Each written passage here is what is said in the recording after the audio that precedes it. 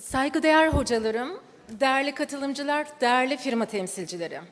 Türkiye Maternal Fetal Tıp ve Perinatal Derneği, Türk Neonatoloji Derneği ve Güneydoğu Avrupa Perinatal Tıp Derneği ile ortaklaşa düzenlediği Perinatal Medicine 2017 Kongresi'ne hoş geldiniz.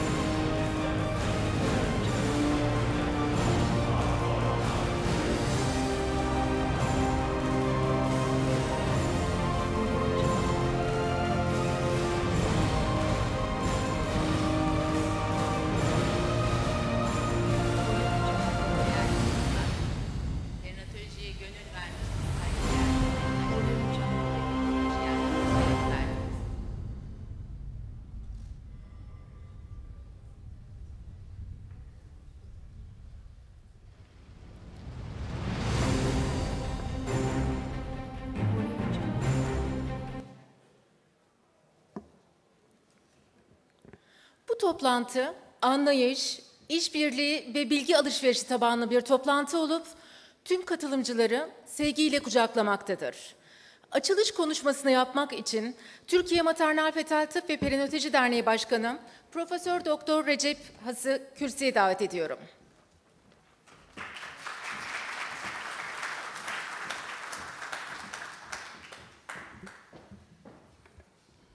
Evet, herkese günaydın ve hoş geldiniz diyorum.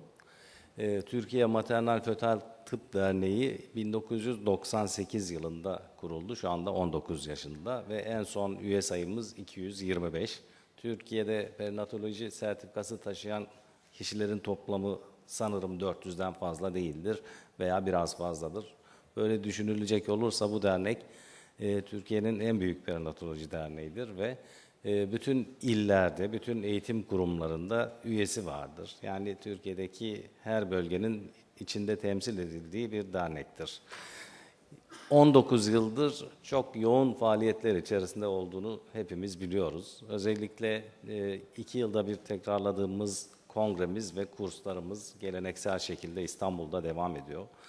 Zaman zaman aralıklı olarak yaptığımız subgrup toplantıları da giderek şimdi belirli bir şeye oturdu.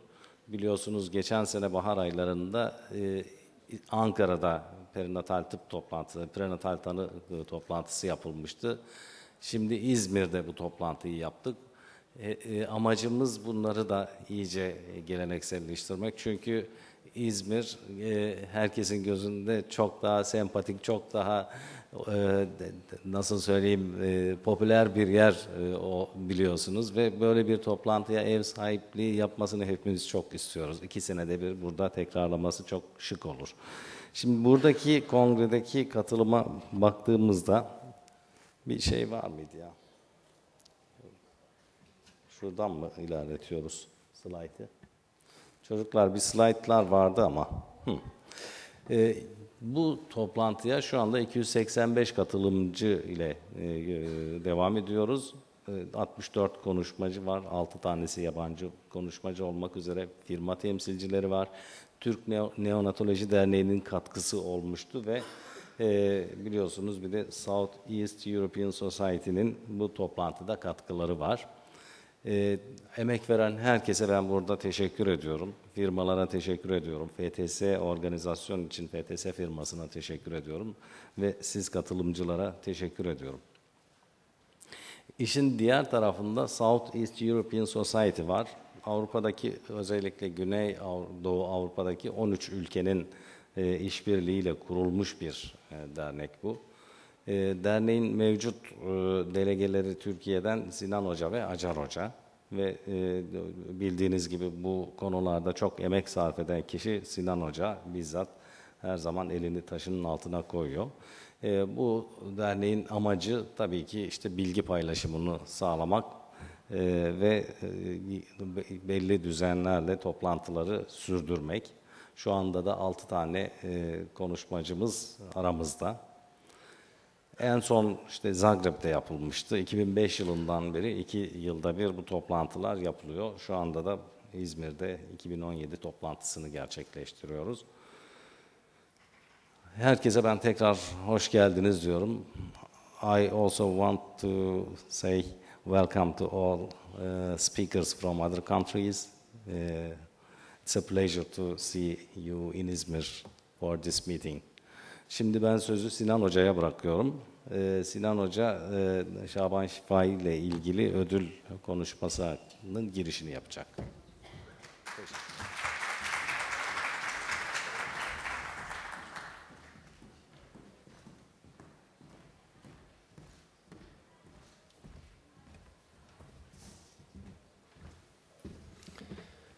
I thank you very much for the President of the Society, dear colleagues, dear friends. It's a great pleasure for us to have you here in Izmir, and thank you very much for your contributions. I will talk a little bit about Şaban Şifai. Şaban Şifai is a very popular obstetrician from 17th century.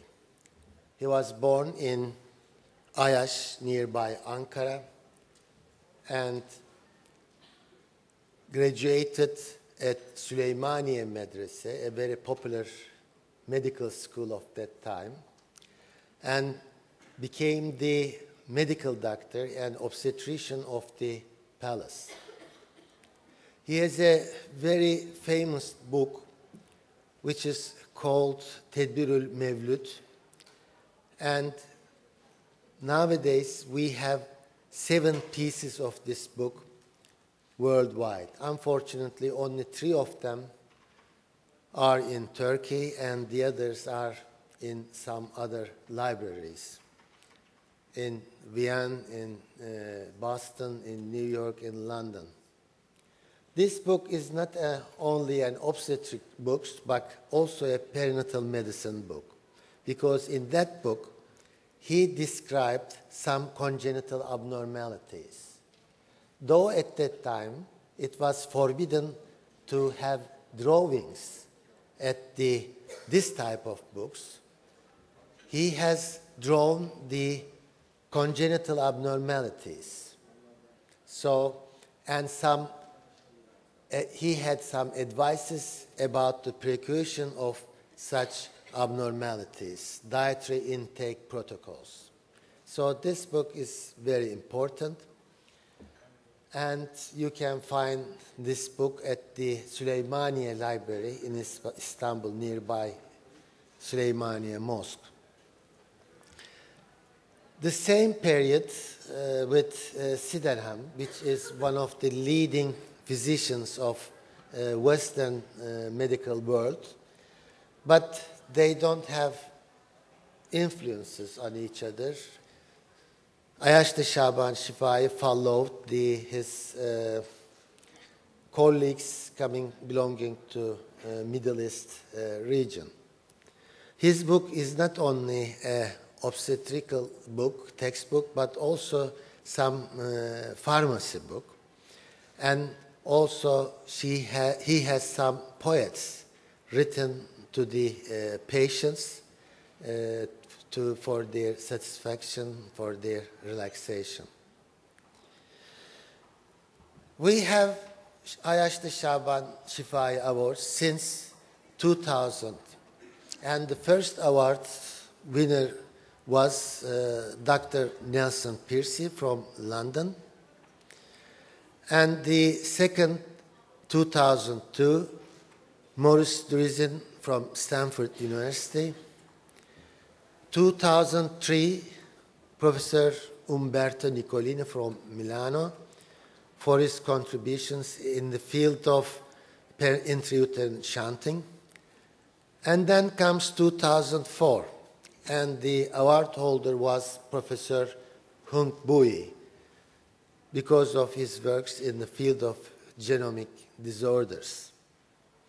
2005, Professor Nick Fisk, Perinatal Applications of Stem Cell, and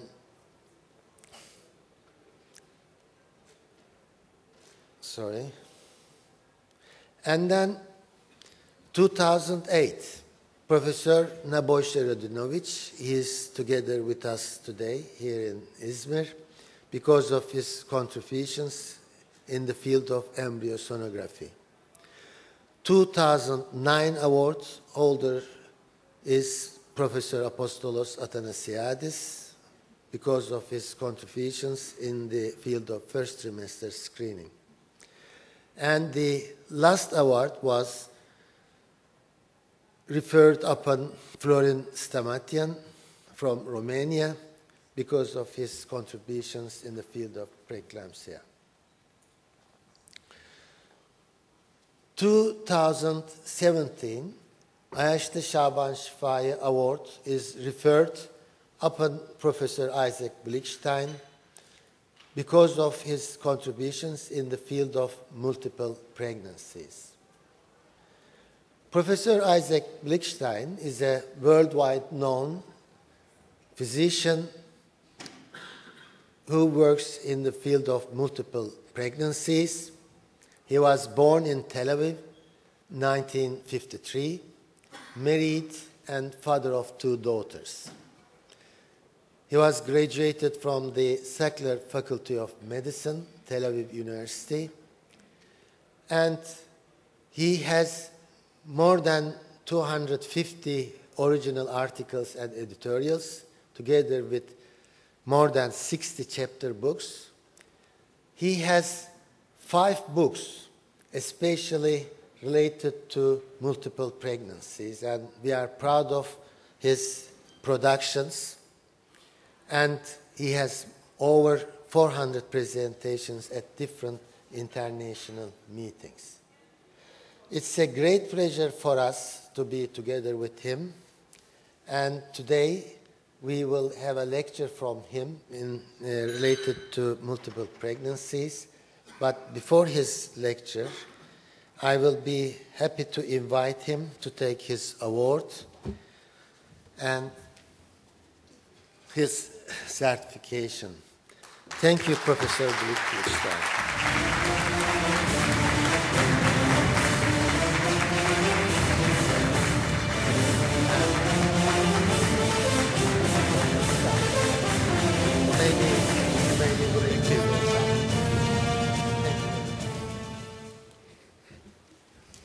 Good morning. I'm excited a bit.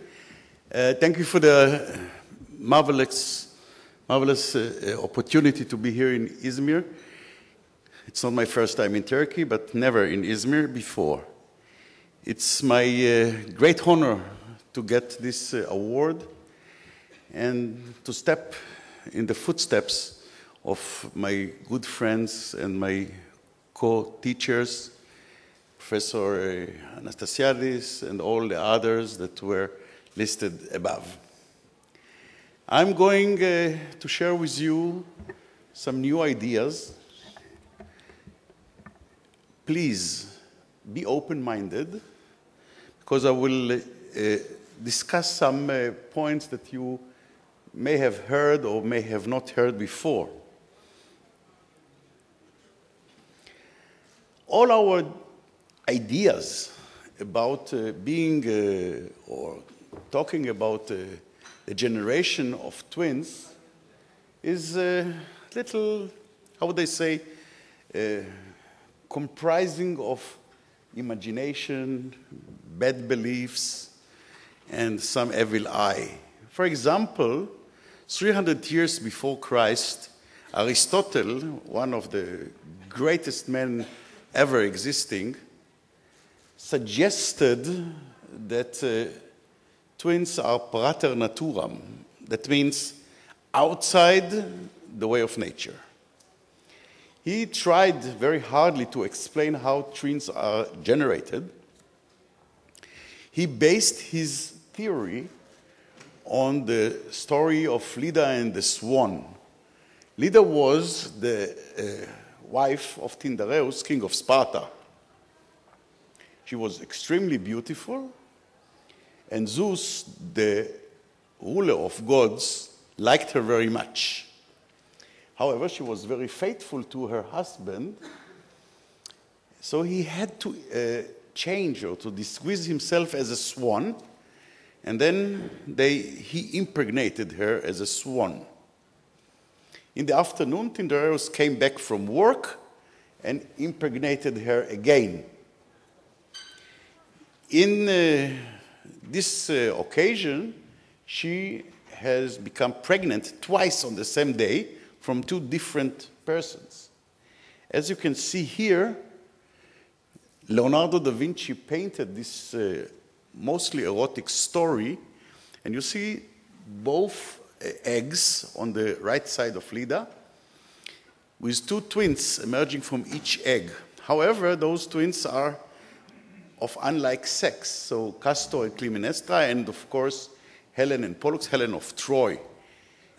And Leonardo didn't know at that time that unlike sex twins can emerge from a single egg, but for this beautiful painting that has two copies, one in the Uffizi and one in the Museum of Salisbury near London.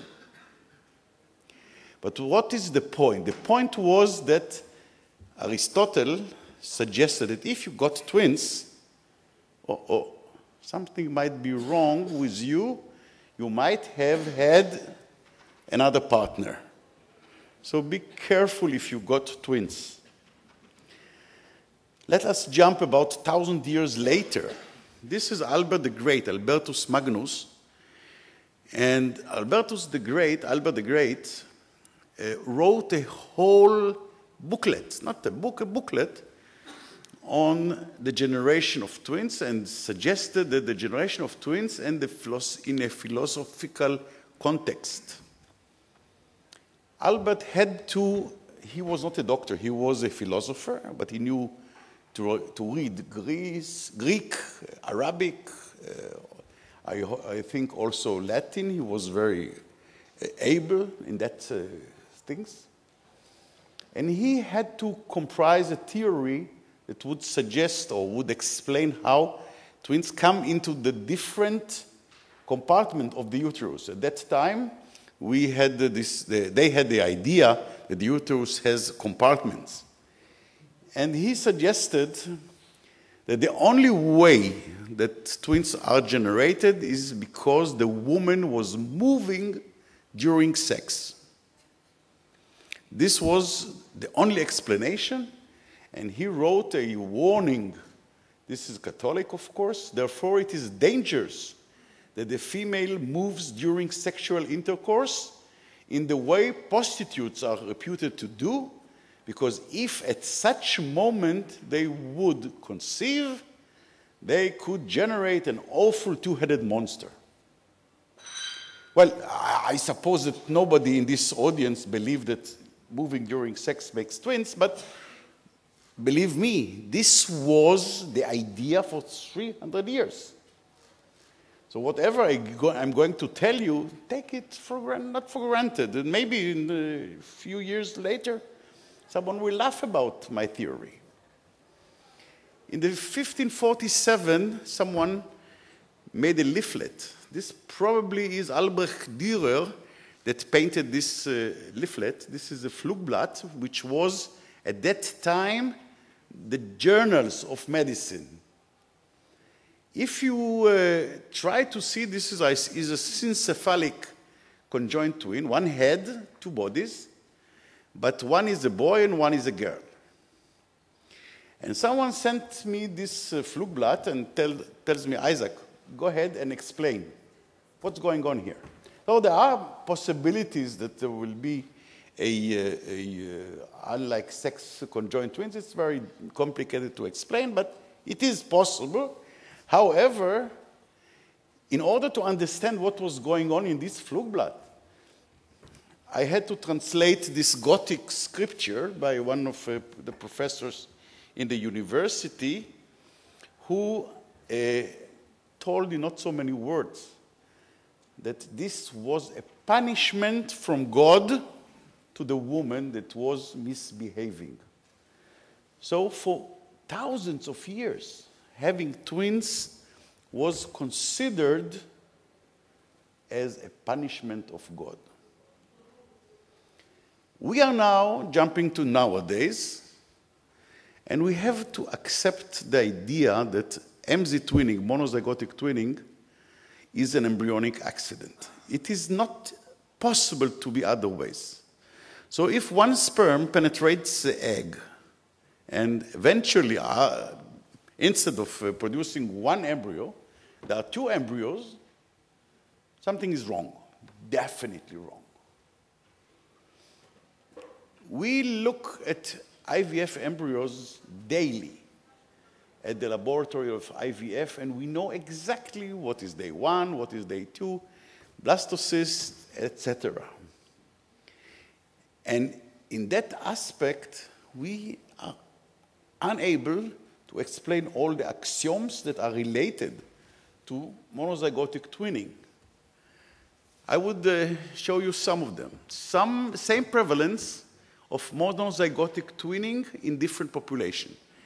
Any population you pick up in the world of any genetic compartment in the world, you will find the same prevalence of monozygotic twins. Either Japan, Korea, Australia, Israel, Turkey, wherever. The second is that the idea of the corner theory of MZ placentation. Some idea was also shown by Dr. Açılış previously, that the early days after fertilization would, and if the split occurs at that time, of course it will be a dichorionic monozygotic placentation. If it is later, it is a monochorionic, biamniotic, and if later, or more later, it is monoamniotic. I do not go into detail now, but believe me, this is pure rubbish. There is nothing like that in the world. There is no even one proof of that. I can show you proof to the opposite, but this is not the point. We teach our students, we teach ourselves, we teach our residents this theory. It is very easy to understand, but it's entirely wrong. And indeed, after I was writing chapters on that, someone picked up the idea and did a summary of the views, the timing of MZ twins. It was published in Zygote in 2013. And of course, there was a challenging article in the Human Reproductive Biomedicine on the timing of monozygotic twinning, showing that the previous theory are not correct. So we are still trying to understand when and where was the split occurring. I'll show you two examples why the theory is not correct. What is this? These are twins, of course. But is it fusion or is it fission? Were these two twins separate and fused in the early stages? Or was it a double, a twin that was somehow growing other two legs? Of course, it is more likely to be fusion. This one, is it fusion or is it fission? Is it a split or is it not a split? And of course, all those fantastic drawings of Ambroise Paré from the 17th century, of the doctor that produced so many writings. The most important, I think, contribution to this question is by Rowena Spencer. She's a pathologist and wrote about conjoined twins. She examined about 1,600 conjoined twins. I think the most experienced pathologist in the world for conjoined twins, and she showed that it is not a fission. It is not a separation of the zygote. It is a fusion. So after two twins are created, they are fused together. So all the entire fission theory, the split theory, are still, the late split theories are still vague. Another story is the dizygotic monochorionic twins. And this was reported in the New England, and mind you, the New England does not report case reports. This is a case report. And mind you, the New England does not produce case reports more than half a page. This was a 6-page article.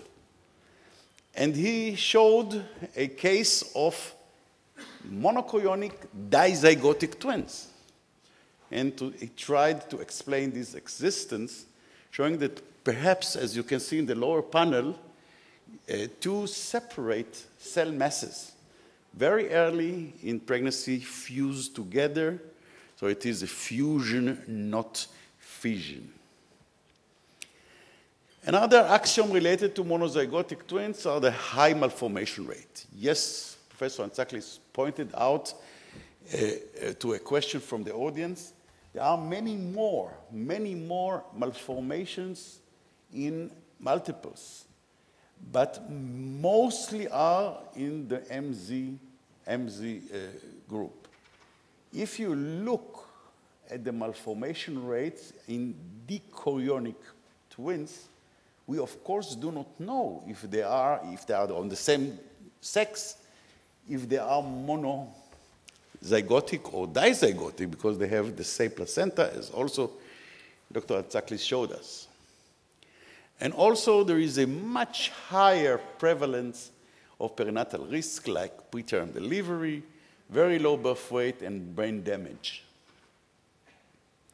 The fourth axiom was that all methods of assisted reproductive technology, all methods, increase MZ splitting, whether it is ovulation induction or IVF or any of the other protocols to induce pregnancy. The outcome of monochorionic twins conceived by assisted reproduction, are they different than monochorionic twins conceived by normally? We studied this point in the group of Teresina Shimoesh in Lisbon, and we could show that there is a higher chance of adverse outcome among monochorionic twins conceived by IVF. The mechanism of creating MZ twins in nature is not known. One idea is it's a chance event. One parent, a couple may have 1 in 250 pregnancies, a monochorionic or a monozygotic pregnancy. And if you think about a chance event that it will have another pair, it is 1 of 250 times 100 to 250. It's 60,000, roughly 1 in 60,000 cases. As indeed, we find this frequency in our statistics.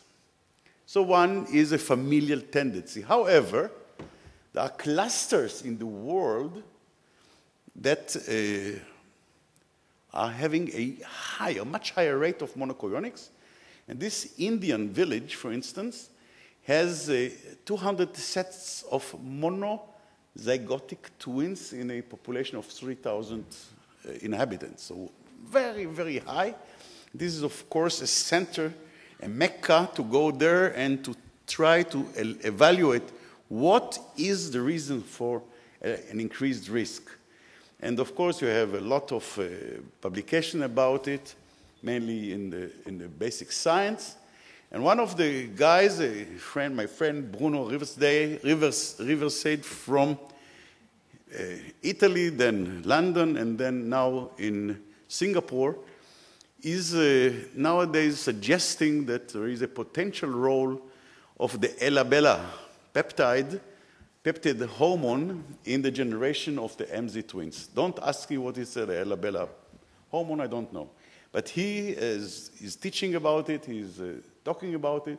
This is a regulatory peptide hormone very early in the embryonic phase, which controls construction of the heart in the fetus, in the embryo, and is also regulating probably the viability of MZ twins. Experimentally, we can cut an embryo into two and put two halves, each half to another mare, she-horse, but different, not in the same one. And we shall have then monozygotic twins, but in different horses. Another theory was the involution of a codominant axis. As you may know, an early embryo has two codominant axes. However, one is degenerating, involuted, so we have only one axis, and this is why we have only one axis in our body. If there is the axis is not involuted, so it is staying there, we have a split, and you can see it here in the evolution of a codominant axis, two axes, as you can see here in the very primitive vertebrates. If you look good at this pan with, you can see two yolk sacs in one egg, which is exactly what you can see also in monoamniotic twins. So the big discussion, do monoamniotic twins have two yolk sac or one yolk sac? The answer is both possibilities are there. Another idea came from the observation that many micromanipulation pregnancies after IVF started after micromanipulation, and this is possibly a herniation of the blastomeres outside the hole in the zona pellucida and emerging out. This was disproved by a group in New York, a very large group in Cornell. The most attractive theory is the cell repulsion theory, which means that very early in pregnancy, the two cells are having a difference in genetic components, and they start to grow different cell lines. You see the green and the red, and they repulse each other. So this is called the cell repulsion theory by Judy Hall from Vancouver, and you can see this is why there is always some slight differences in MZs. The best known example is it's a Klinefelter embryo, 47XXY, which splits. And therefore, we can have heterokaryotypic twins. One is a boy, normal boy, 46XY, and the other is a Turner syndrome girl. So you can see, unlike sex twins, in a monochorionic component. And we have published a series of these cases with a group from Louvain in 2006. So if the trigger causes anomalies, fetal and placental, and causes a zygotic splitting, and if the trigger is infertility treatment, we must come to the conclusion that infertility treatment is teratogenic. So if someone asked in the audience previously, is the rate increased after ART? Of course, because ART is teratogenic. If you look at the Wilson 6 principles of teratology, which is how to connect a potential culprit to the teratogenic effect, you will see that IVF fulfills 5 out of 6 principles, which means almost nothing has so high association with having malformations. But there are unanswered questions. Ladies and gentlemen, IVF persons know their embryos better than you know your patients, because they are responsible for the embryos. Every 15 minutes, they have a camera that watches them, and they know exactly when they split. If this is the case, that there are splits at day 3, according to the corner theory that I told you that is pure rubbish, where is the split? This is day 3 embryo. Where is the split? Nobody ever saw a split at day 3. Nobody. So theory is one good thing, but doesn't look like that. How come that in the same woman she has 2 eggs, one husband, one partner, and she has 1 egg impregnated became a singleton, and the other became a monochorionic set. So we have dichorionic triplets. How come? Why is a difference between the eggs? And how do we explain those monochorionic triplets? This is the placenta. How do we explain MZ triplets? If you accept the most known theory that there is a repulsion, how come that after the first repulsion, another repulsion? Because the repulse from the repulsed is impossible. So we cannot explain MZ triplets. How do we explain MZ quads? How do we explain MZ quints? I have now, I told the apostolos that I have 2 quadruplets in my treatment of, both of them are dichorionic. So 1 monochorionic triplet plus 1 singleton. Quadruplets. And don't even think about reduction. I will tell you next time what happened. She's now around 20, both of them. How do we explain those? We cannot. Because the current theory do not allow us to explain it, and mainly because we don't have an animal model. There are only 2 animals in the world that have monozygotic offspring. On the right side, you may recognize the mother, the human female, and on the other side, if you don't know, it is the 9-banded armadillo. Only the lady armadillo has MZ offsprings. And you'll see here, the lady armadillo, she has always monozygotic quadruplets.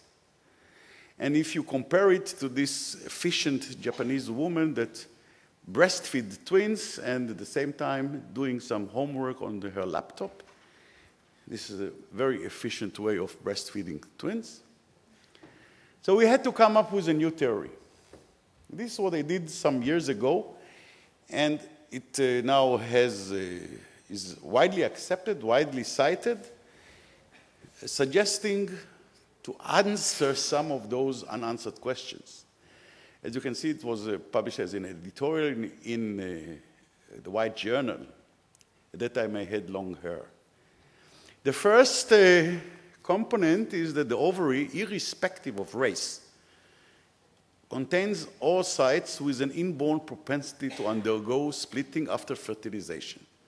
So the ovary in Chinese, Indian, American, Australian, Greek, Turkish, Israeli, wherever, has the same propensity to undergo splitting. Have a look. If this is on the left side is spontaneous, you see the chance of 1 to 250. This is a chance event of 1 in 250 that the oocyte that would ovulate would be containing this propensity, this characteristic to undergo splitting. Whereas if you do any ovulation induction, any kind of ovulation induction, before ovulation induction treatment or before IVF or whatever, you increase the chance of one, because you have a polyovulation, you increase the chance of having at least one of those one of those eggs having this propensity to undergo splitting. So if you look at the data, compared to spontaneous pregnancies, after assisted reproductive technology, these are data that I published in the New England many years ago, showing that ART cycles have the chance of 6 times more to have a monozygotic split. Human menopausal gonadotropins and clomide have a much even higher chance. This is our data from the East Flanders Prospective Twin Study, 2004. So we have a proof that such a propensity exists. This explains why the same prevalence of spontaneous MZs is all over the world, and this explains the only explanation why all assisted reproductive technology and ovulation induction have an increased chance of having a split. Now let's go back for a moment to the armadillo. The armadillo produces always monozygotic offspring, and he has a simple uterus, so it doesn't have a methodology, something that is inbuilt in the uterus. By the way, the armadillo has a delayed implantation exactly as in the woman. It is delayed a bit, a few days. And it was shown that the armadillo splits in a binary fission. So 1 to 2, 2 to 4, 4 to 8, etc.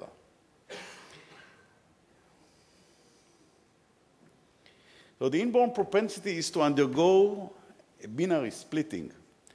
Here you see that it is a split of an embryo into 2. There are 2 colors to show you that there is a difference from 2 to 4. And we see the 4 embryonic group of cells. So this is the only explanation or the only way to explain MZ quadruplets. There is no other way to explain MZ quadruplets. Also, it is the only way to explain MZ triplets. So if one of the quadruplets disintegrates, I suppose that the girl on the right side, she is sad with a long face. She is sad because she doesn't have a co-twin. So we have triplets. Also, it suggests 3 types of monozygotic twins. If you have, for instance, of one set of one of the twins that disintegrates, or one set of, or a set of twins that disintegrates of both sides of the first slip. It can go on and go on. But this potentially has an explanation by the mirror imaging phenomenon that you know that if you looked in some of the monozygotes, not in all of them, if you put one against the other, they are like a mirror image. And here again, a chapter in my book on twins, the mirror imaging phenomenon in monozygotic twins, and you can see meticulously studied those differences that there is so much identity in those monozygotic twins, but not in all of them. This was evaluated very explicitly. You see in this right black color negative, you see the difference only in the white shades. So what is black is identical in both girls. So how much difference? There is very, very, very, very little difference in both images. Here you can see also that some skin characteristics are exactly image. In addition, also basal cell carcinoma of the earlobe of this old lady, or moles on the arms. And of course, this theory explains monozygotic twins, these beautiful Chechen twins from Poland. But I must tell you that it is not so easy to understand, and you have to read the writing of Charles Boclage and his avant-garde theories on generation of MZ twins. He suggested, for instance, that many of you in the audience that don't have twins, they are singletons, might be a victim of a vanishing twin syndrome. And he suggested that all left-handed people are survivors of the vanishing twin syndrome because they are, in a way, brain damaged, as my wife is a left-handed also. So this kind of theory exists and has proof that many singletons are indeed victims of a vanishing twin syndrome. They didn't know, the mother didn't know she had twins.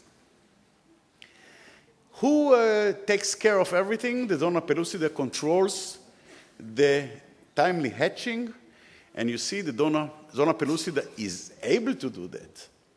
But where is the split? I told you that there must be a split, and there is no split. So there is no physical split, but it is something like more a physiological split. For instance, if you look from above on those players of American football, you will see a cluster of cells. You will see a cluster of cells. You don't even think that they are different. Once the referee, those with the stripes in the end, whistles, they are killing each other. So, I mean, they are different, they are so different, but it has to be controlled by someone. So the zona pellucida is able to control, and indeed, someone forgot to transfer an embryo. After 7 days, he was able to find out that the zona pellucida allows the splitting of a split of 2 embryos, and this was the proof that the zona pellucida might control all these effects.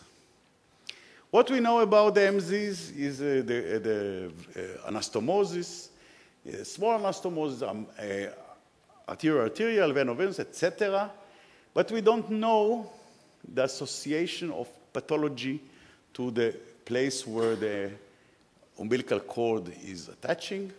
And also, we are not so good in evaluating, this is a velamentous cord insertion, and we don't even understand why some of those placentas of the monoclonic placenta have a different configuration. Maybe it is the flip-flop theory, that it depends on how the embryo implants in the endometrium, in the uterus.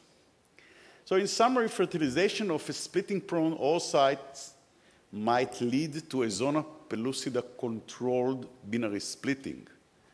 And I thank you for your attention and for this fantastic award. Thank you.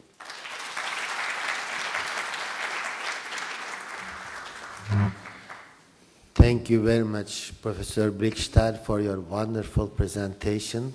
We really enjoyed it.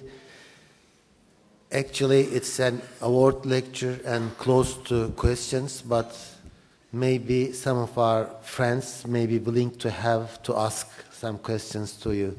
Go ahead. Herhangi bir soru var mı kafamıza takılan, sormak isteyen? Yes, please. Buyurun.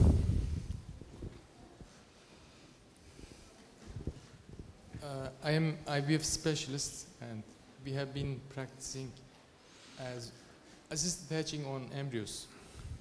And once we had many patients who had monochorionics, and the observation was, at that time we were doing hatching just completely. And once we stopped the complete hatching, then the monozygotic rate was normal. So this was an observation I wanted to share. Yeah, this is also was I think a problem of timing. For instance, if you transfer day 3 embryos, you are unable to know what is the true monochorionic day 5 embryos because they are already transferred, you don't know. On the other hand, if you transfer blastocyst day 5, you already know that the day 3 are not implanted. So the day 5 has a higher incidence of monochorionic placentation. This is just a matter of playing with the numbers. But I believe that micromanipulation has a role. Yes, of course. Micromanipulation and hatching, assisted hatching, has a role in the generation of MZ, but it is within the concept of producing the ability of split. Because before the hatching, there is no split. It cannot be split because of the zona pellucida. Yes, please.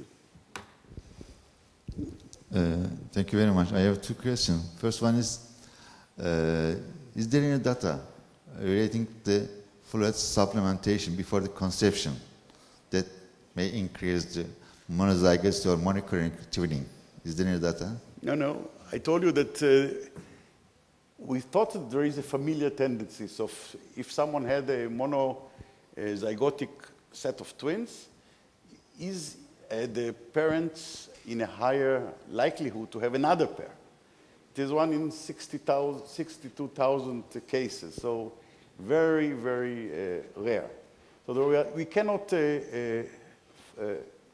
extrapolate and tell the patient, well, you are in risk of having a monochorionic twinning. No, I'm not asking the recurrence of the monochorionic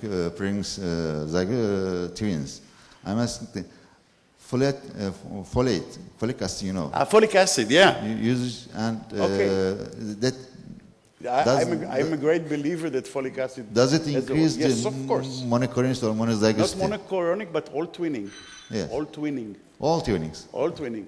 Folic acid is associated with more ovulations, and combined with porno, it is the greatest lead of multiple ovulations and triplets. So the highest proportion of triplets in the United States are girls less than 18 years.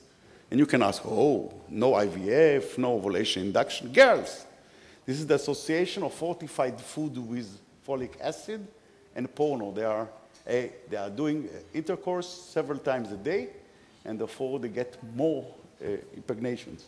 So increase all kind of tuning, you mean? Yeah. Okay. Second question is, in evolutionary term. Evolution. Evolutionary term. When you make a comment, the twinning, especially monozygotic twinning, is decreasing or increasing or the same? Monozygosity is increasing because of the excluding the reproduction. Natural the same. Sorry? Natural twinning is the same. 1 million years ago, the rate is the same. It's the same for many years, the same rate. Okay, thank you. Yes, please.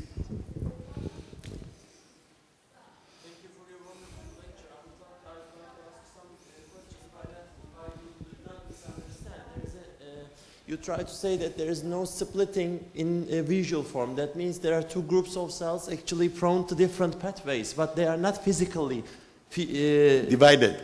Yes.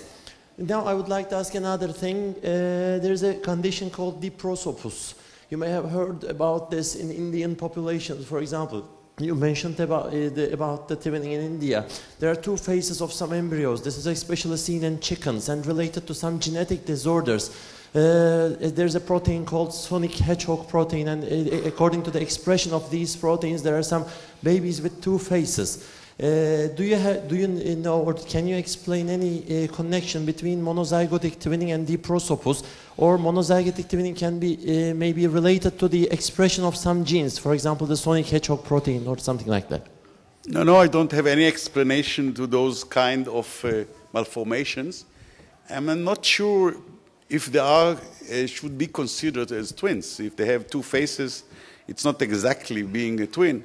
But in chicks, yes. In chicken, the little chicks can be split, and it is well known and well researched.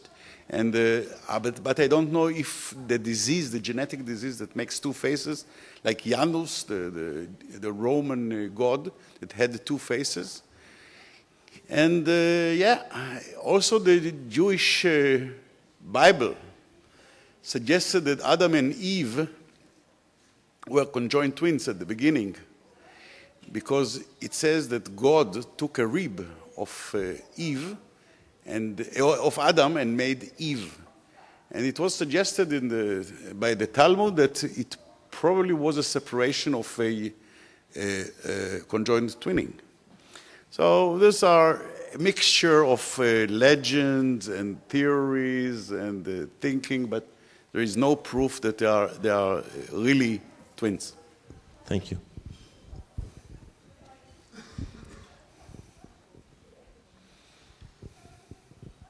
May there be some epigenetic influences? Well, twins are monozygotic and identical only for a split second after they were separated from the first oocyte that was fertilized. It split into two. Then the two cells are identical, or yes, identical. Immediately afterwards, some epigenetic things occur. Immediately. And subsequently, they are not anymore identical. They are monozygotic, very, very, very similar, but never identical. There is there is no disease, genetic disease, that was not described in monozygotic twins in one only. There is no genetic disease. You can find every genetic disease only in one of the monozygotic twins. So this is again a absolute indication that epigenetic works in the very beginning of life. Thank you very much. I think we are all satisfied. We will have a common picture. Please, all inviters, executive committee members, please, I'm inviting you all to have a common. Teşekkür ediyoruz. Saat 13.30'da tekrar bu salonda görüşmek üzere.